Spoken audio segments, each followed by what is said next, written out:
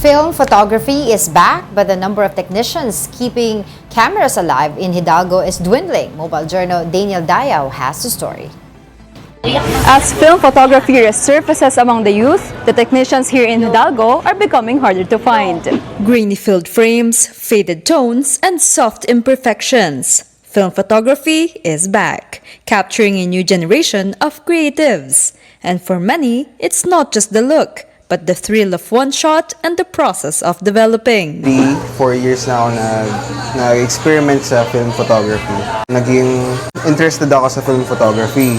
Mainly because iba kasi yung approach niya sa digital photography nowadays. Sa film photography, only have one shot. Lalo ngayon na ang taas na ng prices ng film. Nandun yung thinking na, naayos ko ba to? Yung composition ba neto? Yung lighting ba neto? And all. Yun. So, kapag dumadating yung develop na film, nandun yung excitement. Kasi andun na yung pinaka-outcome ng film. I think it's being appreciated, but at the same time, the trend is helping the film photography and the analog photography to be more thriving, to be more known. I hope that film will never die and it will just continue to use the digital to preserve the analog. Before smartphones and unlimited shots, film captured moments frame by frame, with every photo a surprise until developed. Yet with the rise of technology, film demand fell and the repairman began to decline. Nag-umpisa ko ng year 2000 dito. Pagdating ng 2004, doon dumating na yung mga digicam, mayroon nang nagpaparepair noon. Hanggang sa nakalipas na mga ilang taon, biglang nawala na yung mga film. Nakakalungkot kaya. Kasi puro high-tech na lahat sa bagay. Dapat meron din talagang matitira ba na mayroon pa rin gumagamit ng luma. Kasi diyan tayo nang gagaling.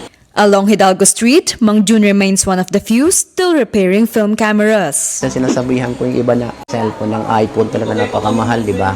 Pero sabi ko, try mo magpa-develop ng kuha ng cellphone at saka yung sa camera.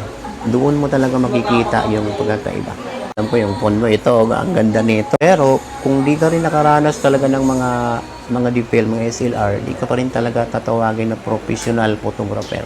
As more rediscover film, the future prepare rests on the youth, with Mang Jun hoping for the craft to continue before it completely fades.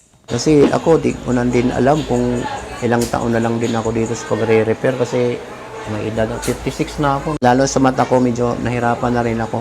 Kaya sana naman, sunod na generation, makita ako ba na repair shop na andun, di film pala yung ginagawa. Pero sa palagay ko parang malabo nang mangyari siguro. Kasi alam mo naman ngayon, easy money na eh. Magre-repair ka pa ng pakahirap ka pa ng gusto, di ba? In the end, he emphasized, film repair is more than work, as it is history, encouraging today's youth to always look back where the trend began. Kapatid Mobile Journal, Daniel Dayao, we are One News.